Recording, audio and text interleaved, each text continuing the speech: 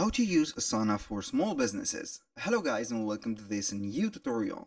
In today's video, I'm going to show you how simple and easy it is to use your Asana account into small businesses. Either it is going to be your own business or it is going to be for managing small businesses. So we're going to create an account within Asana. That is going to be something crucial. So once we have did this task, what we're going to do next is going to be very simple. We're going to head over the dashboard and we're going basically to head over the projects. I can go ahead and add or create a project here. Make sure that you're going to create a project, not a portfolio. So depending on the businesses, you're going to set it up or set it out.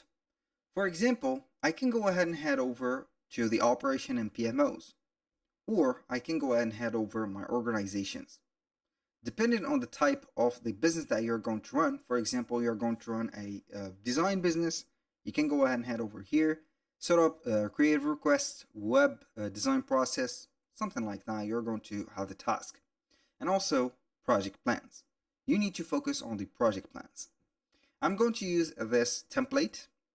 You can go ahead obviously and create your own template or a blank template within your own informations, but I would rather be here on this place.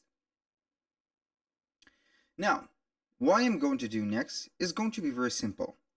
We can go ahead and head over here and we're going to find the template that we have here. Now this is the template. We can see that we have a lot of things such as grouping, elements or tasks, subtasks, columns or fields, they would like to call them fields here, and everything. Now, for managing the business, small, medium, or big business, it is going to be the same. We have the list of the tasks. We have an overview. We have a board, which is going to be a Kanban board, as you can see. We're going to have here the setup or the specific name of the groups. You can go ahead and move tasks here and there. It is going to be related to the list in general.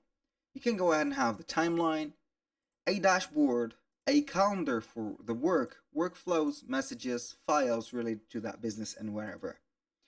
So once you have created all of these necessary things or a template like this, you can go ahead and format it into all the type of businesses. Either it is going to be e-commerce business, design business, service business, whatever.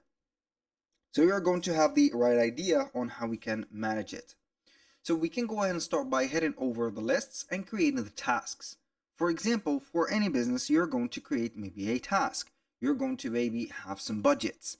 So for the tasks, you're going to create the list right there. I'm going to here count the tasks like that. So we can go ahead and create a task like create a website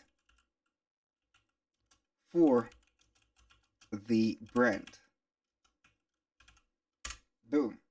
You can go ahead and click on the task and then you are going to add a subtask. Create, for example, let's say from a website and inventory. If we're going to, for the site, if we're going to talk about a website or an e-commerce store, you can assign people. A little disclaimer guys, everything created in this video such as email addresses, phone numbers, peoples that you're going to see here are going to be created only for the sake of video and testing criteria. Make sure that you're going to use your own informations. So basically we have here the priority, you can add the fields, and with that you can go ahead and manage the businesses. So if you are going to plan on budgeting, you can go ahead and create your own budgeting by heading over here, create a new project which is going to be on the budgeting and sales, for example.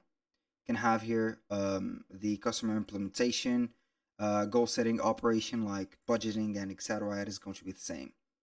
That was all for today's video. Thank you guys for watching. I hope that you have enjoyed the content, and I hope to see you on the next one.